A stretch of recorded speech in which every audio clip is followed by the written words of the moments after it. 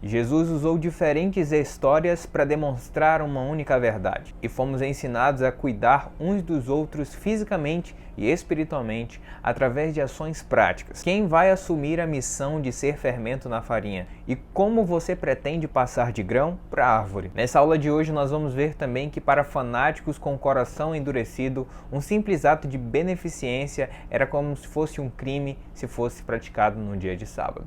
Eu sou o Victor Cavalier, seja bem-vindo a essa aula. Mas antes de continuar esse vídeo, não se esqueça de se inscrever nesse canal e também já deixar o seu gostei nos botões daqui de baixo. Assim você vai ajudar a divulgar esse conteúdo, vai ajudar muito, como você já tem ajudado até agora. E certamente abençoar outros professores e alunos da escola dominical com esse conteúdo. Compartilhe com seus amigos. E aqui eu quero deixar um abraço para a Assembleia de Deus Monte Moriá e também para a irmã Ruth e Ricardo que acompanham esse canal, deixam seus comentários. Eu leio todos e fico muito feliz com a participação de todos vocês. Já passamos dos 500 inscritos e agora nosso objetivo é chegar aos 1000 inscritos e Deus continua abençoando essa obra. Hoje nós vamos estudar a lição 6 da revista da Escola Bíblica Dominical, que tem como título A Oposição e as Parábolas de Jesus. Nessa aula nós vamos estudar especificamente os capítulos 12 e 13 do livro de Mateus. E veja o que está escrito aqui no texto áureo em Mateus capítulo 13, versículo 17.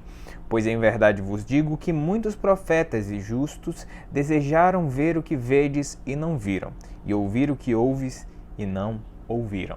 Depois da exposição do Sermão do Monte, Jesus começa a fazer milagres e maravilhas no meio do seu povo.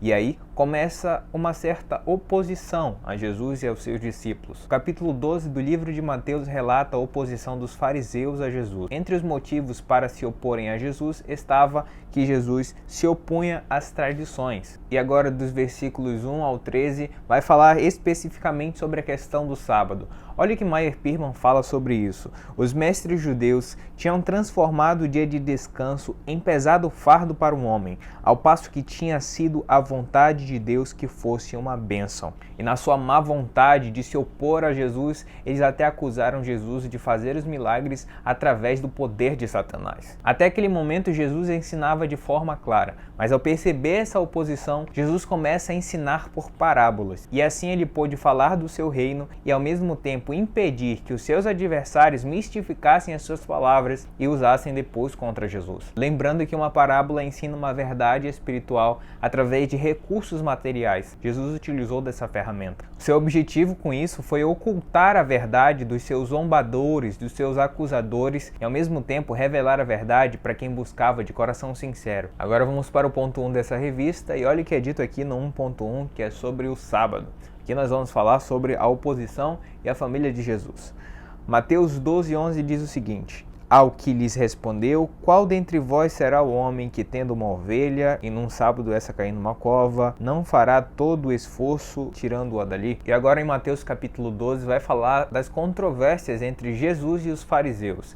E aqui vai falar de dois pontos. O primeiro é que os discípulos de Jesus passaram por uma seara e colheram espigas, e assim comeram os grãos. Então os fariseus disseram que não era lícito trabalhar no sábado. O outro ponto sobre o capítulo 12 é o episódio da mão ressequida que Jesus findou curando um homem. Mas o que eu acho interessante são as afirmações, as palavras usadas por Mateus. Veja que, vendo isso os fariseus, ou seja, os líderes religiosos agora estavam observando cada momento de Jesus, procurando só uma brecha para acusar Jesus. Tentavam encontrar uma falta no Messias de qualquer jeito. E eles vão dizer o seguinte: teus discípulos fazem o que não é lícito fazer no sábado. Essa era uma lei que eles mesmos tinham inventado. A própria lei de Moisés permitia lá em Deuteronômio que eles pudessem fazer isso. Esse é o perigo de uma perseguição e principalmente infundada fora dos princípios e da palavra de Deus. E olha o que o autor vai falar. Cristo ademoestou os fariseus porque eles salvavam em dia de sábado a ovelha que caísse numa cova, mas o atacavam quando curava e fazia bem às pessoas. Nesse momento, o Senhor Jesus mostrou que ele era Deus e Senhor até mesmo do sábado. E ele podia fazer como bem lhe parecesse naquele dia. O apóstolo Paulo menciona o sábado uma vez nas suas 14 epístolas.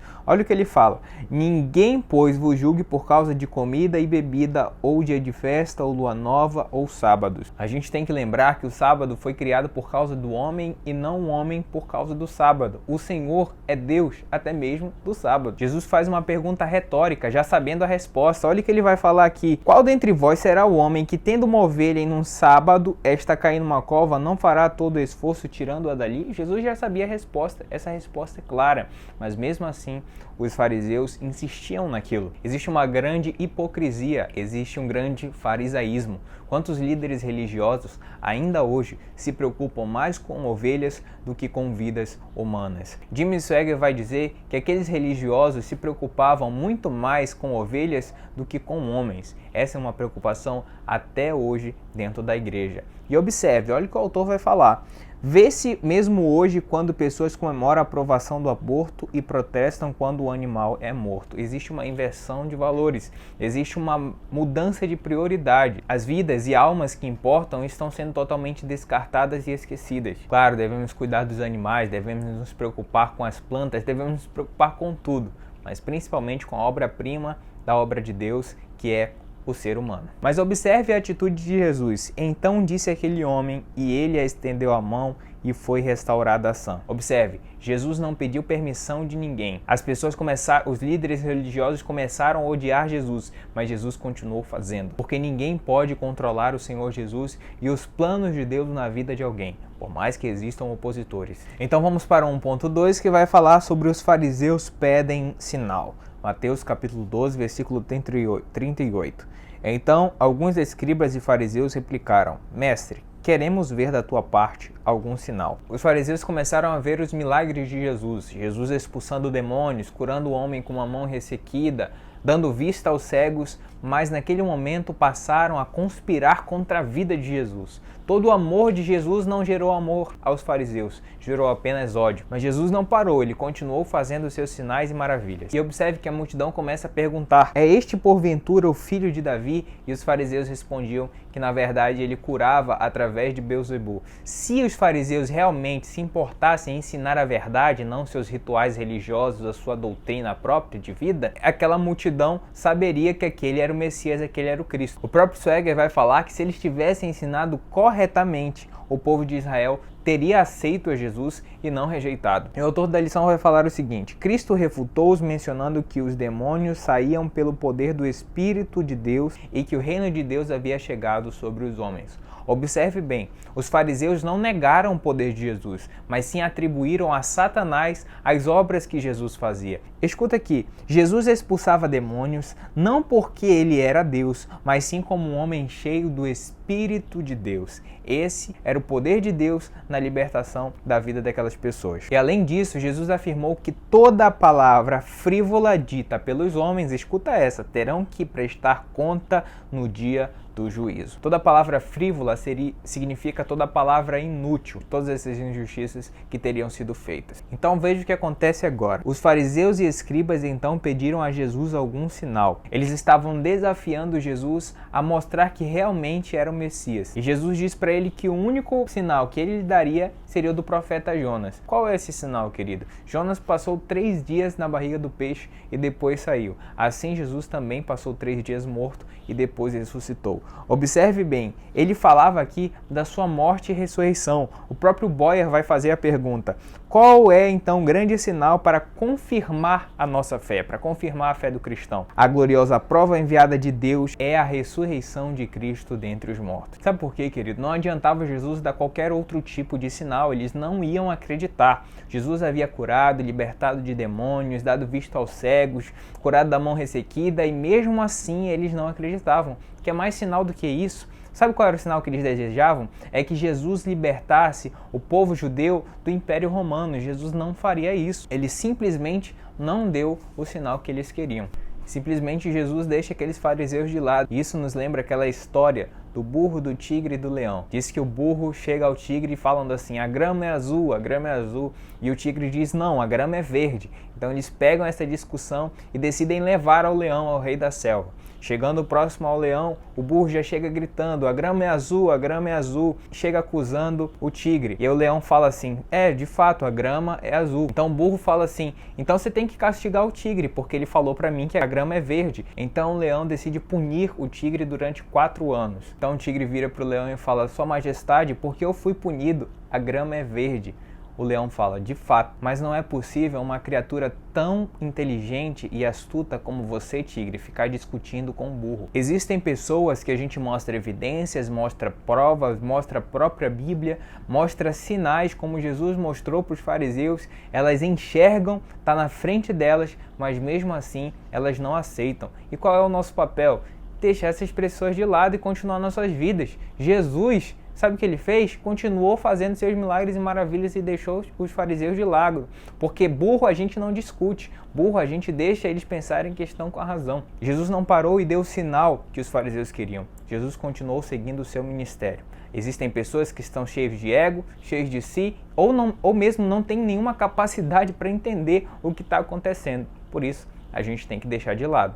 Então agora vamos para um ponto 3 que vai falar sobre a casa vazia e a família de Jesus. Olha o que é dito aqui em Mateus capítulo 12, versículo 48. Porém Jesus respondeu ao que lhe trouxera o aviso: quem é minha mãe e quem são os meus irmãos? E aqui em Mateus capítulo 12, Jesus vai mostrar a estratégia de Satanás para destruir a vida do ser humano. Satanás procura casas que estão varridas e ornamentadas, simplesmente vazias, e assim ele traz consigo outros 7 demônios para habitar naquela casa. Olha o que o autor da lição vai falar. O varrer a casa nesse texto tem sentido de retirar dele a graça, a salvação e a santidade, a comunhão com o Senhor. E olha o que ele vai dizer: pelo que se vê, quem tira os bens espirituais não é o maligno, mas o próprio ser humano. É o próprio ser humano que retira o que é bom para adicionar e para dar liberdade para o mal entrar. E aqui Boyer vai falar sobre o grave perigo do recém-convertido que, depois de retirar todo tipo de pecado da sua vida, se não for introduzido a encher completamente o vazio, o vácuo que ele tem dentro de si, com coisas boas, ou seja, com a presença do Espírito Santo. E isso nos leva a entender o que está escrito lá em Lucas, no capítulo 11, versículo 13.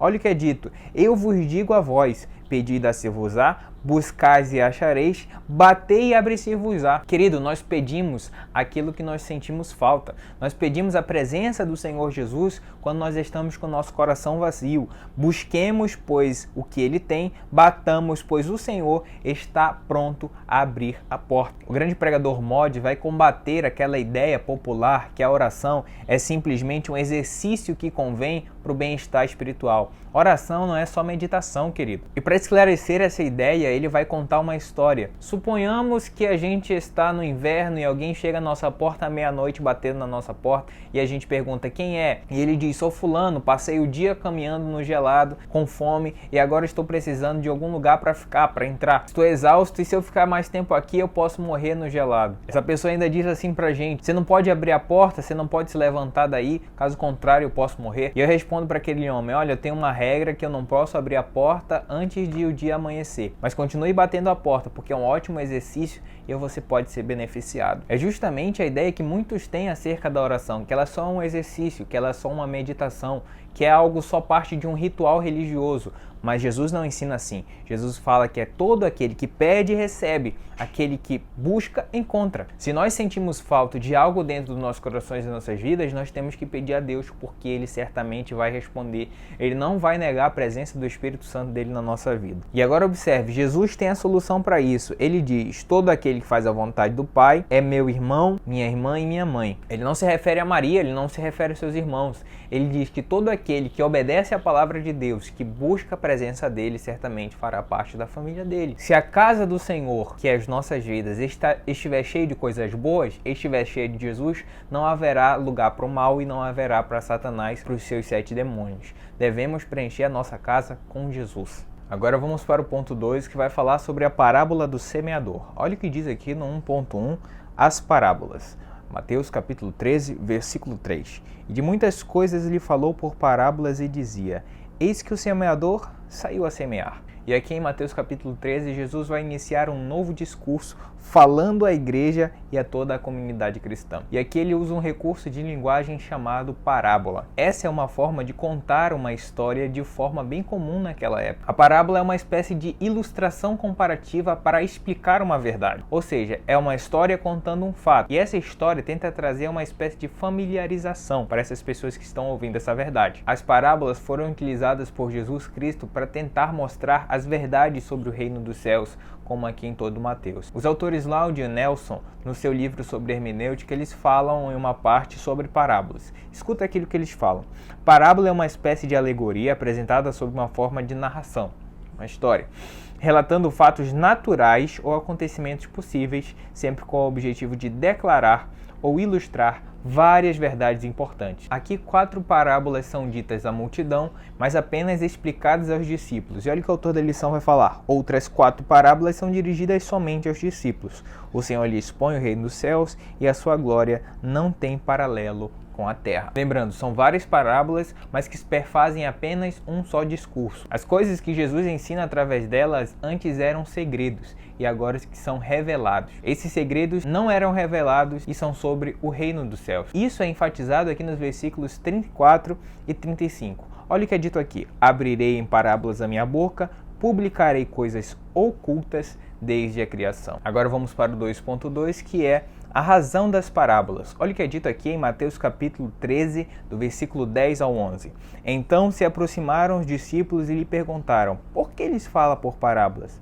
Ao que respondeu: porque a vós outros é dado conhecer os mistérios do reino dos céus, mas àqueles não lhes é isso concedido. E você pode perguntar, por que o Senhor Jesus falou por parábolas? Porque na verdade essas histórias, elas exigem uma certa interpretação, ou seja, um esforço para compreender o mistério por trás dessa história, para compreender a verdade. E não são todas as pessoas que se importam em compreender o que Jesus fala, o que Jesus falava naquela época. Os próprios judeus não se interessavam em ouvir o que Jesus falava. Essas histórias eram tão misteriosas e carregavam uma carga tão importante ali de emoção e de interpretação que chegavam até perguntar a Jesus o significado dessas parábolas. Ou seja, o método dessas parábolas também era para identificar o cidadão que estava interessado em seguir a Jesus ou não, em tornar um discípulo ou não. As pessoas que não entendiam as parábolas até mesmo procuravam explicações no privado. Essas são as verdadeiras almas que estão interessadas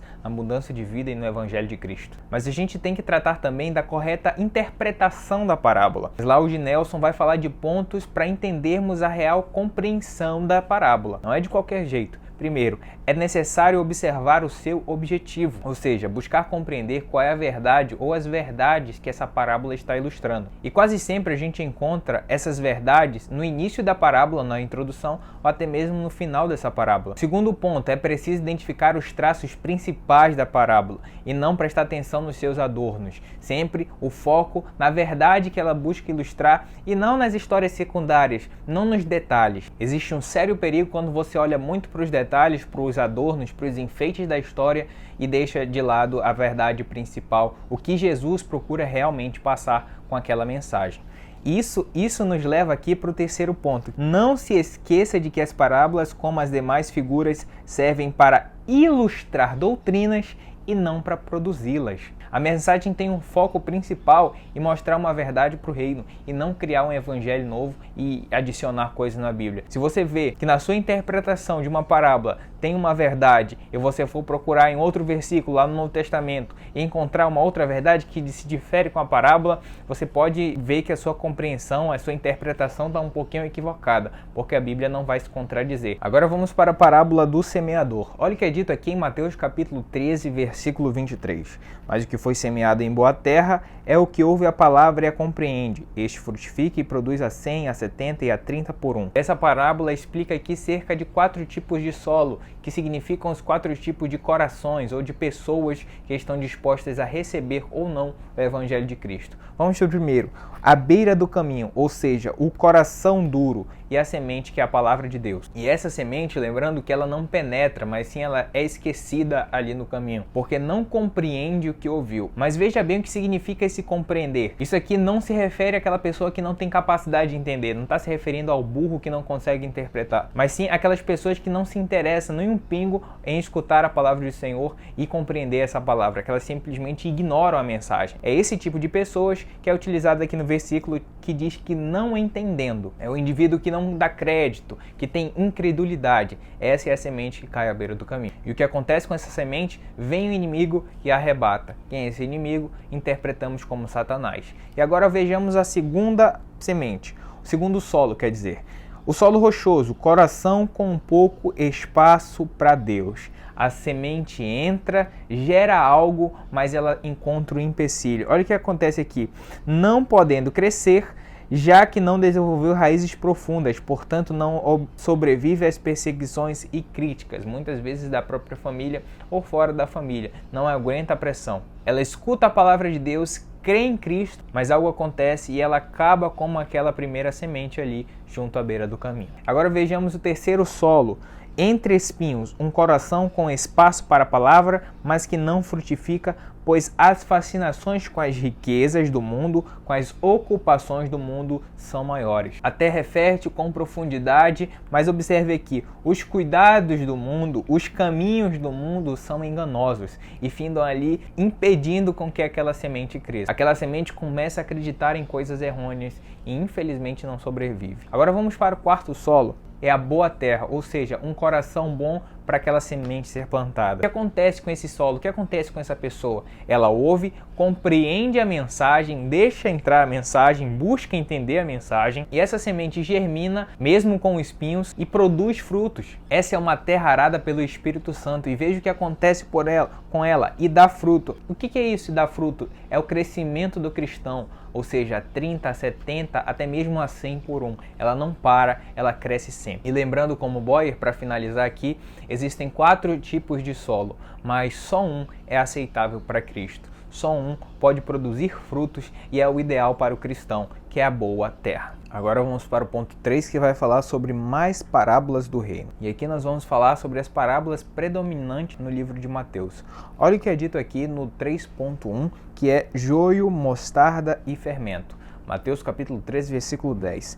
Deixai-os crescer junto à colheita, e o tempo da colheita direi aos ceifeiros: ajuntai primeiro o joio, atai-o em feixes para ser queimado, mas o trigo recolhei-o no meu celeiro. E aqui Jesus fala que a boa semente dele, o trigo, é semeada entre as pessoas, ao mesmo tempo que a semente ruim, que é a semente do maligno, também é semeada no meio dessas pessoas. E é por esse motivo que alguns frutificam segundo a palavra de Deus e têm uma vida que agrada a Deus, e ao mesmo tempo outras se manifestam e crescem de forma ruim. Orlando Boyer vai falar o seguinte: os dois devem permanecer juntos até o dia da ceifa. O reino de Deus nessa primeira fase aqui na terra nunca vai ficar livre dessa mistura de trigo e de joio. A gente só vai se ver livre desse tipo de gente ou desse tipo de semente que frutifica quando o Senhor mandar os seus anjos separar o trigo entre o joio. E olha o que ele diz aqui: para separar o trigo do joio. E onde isso vai acontecer? Isso é o grande julgamento do trono branco. Somente naquele dia o Senhor vai diferenciar quem é joio e quem é trigo. Agora veja bem aqui. Outra parábola lhe propôs dizendo: o reino dos céus é semelhante a um grão de mostarda que um homem tomou e plantou no seu campo. O que é esse grão de mostarda? É a palavra de Deus, que pode ser ali minúscula, mas que produz grandes efeitos. O sucesso dessa semente é até desproporcional, porque ela pode ser pequena, mas quando cresce, serve até mesmo ali para acolher as aves do céu. Da mesma forma que um cristão, aquele que recebe a palavra de Deus, no começo pode até ser pequeno, mas ele começa a produzir frutos e abençoa outras pessoas.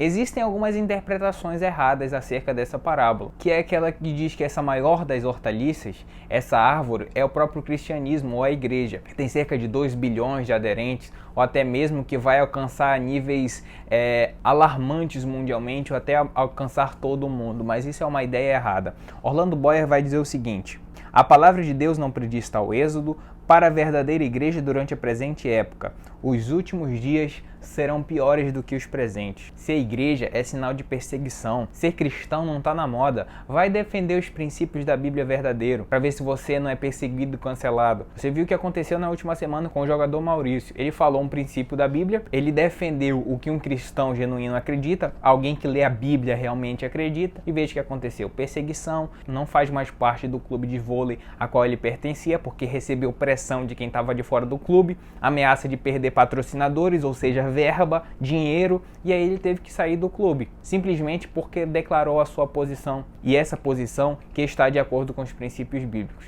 Ser cristão, querido, não está na moda. A gente nunca vai alcançar sucesso total aqui na Terra. Orlando Boyer também vai dar outro significado para essa parábola. Olha o que ele vai dizer: de um início insignificante e fraco, tal como da igreja sempre foi e será até a volta de Jesus. Resultará na sua volta um glorioso reino em toda a terra. Aqui pode existir perseguição, humilhação e cancelamento, mas quando Jesus voltar, nós teremos ali uma grande festa e um momento glorioso com Deus. E a última parábola é a do fermento. Aqui, reino dos céus é semelhante ao fermento que uma mulher tomou e escondeu em 3 medidas de farinha até ficar elevado. Uma porção pequena de fermento pode produzir grandes efeitos. Um pouco de fermento pode levedar toda a massa. É assim que a palavra de Deus faz com o homem. Um pouco da palavra no nosso coração pode surgir grandes efeitos. Agora vamos para o ponto 3.2, que vai falar sobre o tesouro escondido e a pérola. Isso é bem interessante.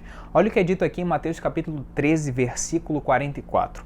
O reino dos céus é semelhante a um tesouro oculto no campo, o qual certo homem, tendo achado, escondeu. E transbordante de alegria vai e vende tudo que tem e compra aquele campo. Que a gente tem que entender que existia um costume na época de pegar um tesouro, algo bastante valioso, e esconder em determinado lugar num solo. E aqui Jesus vai falar de um homem que encontrou ali um tesouro e vendeu tudo que ele tinha para conseguir aquele terreno para desfrutar daquele tesouro. E aqui existem 2 interpretações sobre essa parábola. A primeira é que Jesus deu tudo que ele tinha para conseguir o seu tesouro, que é a igreja. E a segunda interpretação é que o cristão, que tem várias coisas aqui no mundo, precisa se esvaziar de tudo isso para conseguir o maior tesouro, que é Jesus Cristo. Ou seja, o tesouro que o homem achou pode ser o novo pacto e Cristo, e escondido no campo, que é o mundo. O homem encontra esse tesouro no mundo, encontra o que é mais valioso, que é o próprio Jesus Cristo. E o que a gente encontra aqui é que Cristo vale mais do que tudo, e até em medida sobre tudo. Deus acima de tudo e também sobre todos. A gente entende com essa parábola que às vezes a gente precisa perder coisas aqui na terra.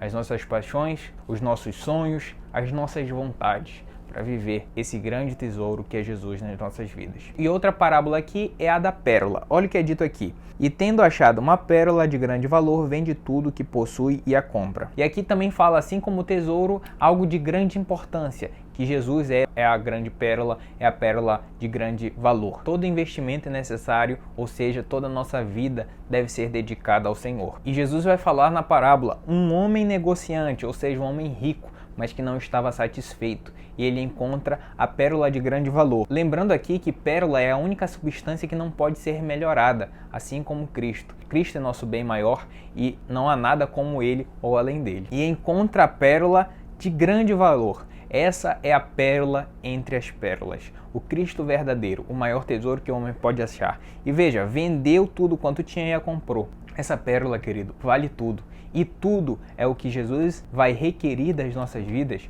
para termos Ele conosco. Agora vamos para o 3.3, que vai falar sobre a rede e as coisas novas e velhas. Mateus capítulo 13, versículo 47. O reino dos céus é também semelhante a uma rede que, lançada ao mar, recolhe peixes de toda espécie. O autor da lição vai trazer uma interpretação dessa parábola que a mensagem do Evangelho de Jesus alcança todas as pessoas sem distinção alguma. Não importando as suas diferenças, todas as suas pessoas são recolhidas nessa mesma rede que é a rede de Cristo. Mas Jim Swaggart vai chamar a atenção para um outro ponto. Ele fala que toda a qualidade de peixes se refere a todo tipo de crente que chega ao meio da igreja. Os ruins, porém, lançam fora. O que acontece aqui? Isso aqui é semelhante à passagem do trigo e do joio, onde vai haver uma separação entre quem é bom e quem é mau. Essa também é importante salientar, essa outra ideia dessa parábola. Orlando Boyer vai ter uma análise bem parecida. Ele vai dizer que os maus se enganam pensando que estão escapando das malhas dessa rede, mas isso vai chegar a um fim. O que vai acontecer quando essa rede chegar na praia e acontecer a separação? Só haverá choro e ranger de dentes para essas pessoas que são diferentes dos princípios que Deus reservou para as nossas vidas. E o último ponto aqui é as coisas velhas e novas. Olha o que é dito aqui. Então lhes disse, por isso todo escriba versado no reino dos céus é semelhante a um pai de família que tira do seu depósito coisas novas e velhas. O autor da lição vai falar que assim como o pai de família é responsável por ensinar aos seus filhos todas as coisas, assim também o cristão é responsável por compartilhar a palavra de Deus e ensinar a todos os povos sobre a verdade de Cristo. Lembrando que tudo que está na palavra de Deus serve para todas as gerações, coisas velhas e novas. Veja o que é dito aqui no versículo, querido.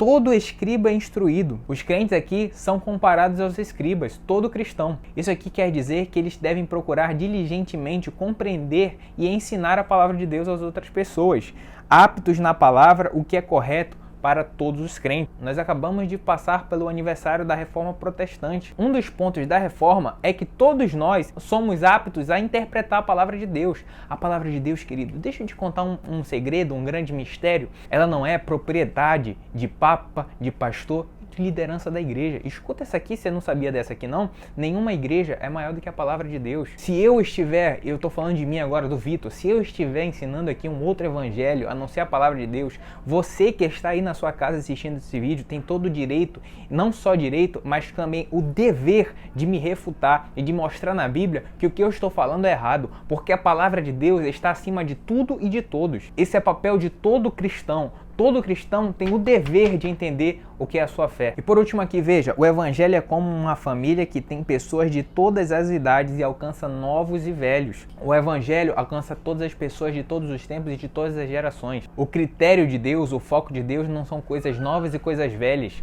né? Se isso é coisa do passado ou se a geração de hoje aceita ou não tal coisa, não. O critério de Deus é se algo é bom ou mal. Jim Swaggart vai falar que essa verdade é tão antiga quanto o tempo, por exemplo, eterna quanto a sua experiência, poder e caráter, inova perpetuamente. Se a geração de hoje não aceita o que diz a palavra de Deus, danem-se eles, porque minha regra de vida é a palavra, não é a geração atual. Nós vivemos pela fé e por essa palavra que é eterna. Mas agora, antes de a gente encerrar esse vídeo, eu te peço que não se esqueça de se inscrever nesse canal e também já deixar um gostei, assim você vai ajudar a divulgar esse canal e a compartilhar, a comunicar às outras pessoas acerca desse conteúdo. Bem, olha o que diz aqui na aplicação pessoal. A palavra deve ser semeada em toda criatura. Os que aceitam sinceramente produzem frutos, bastando uma pequena porção para regenerar o ser humano. E essa é a lição de hoje. Fique com Deus, que Deus abençoe sua casa e sua família. Amém.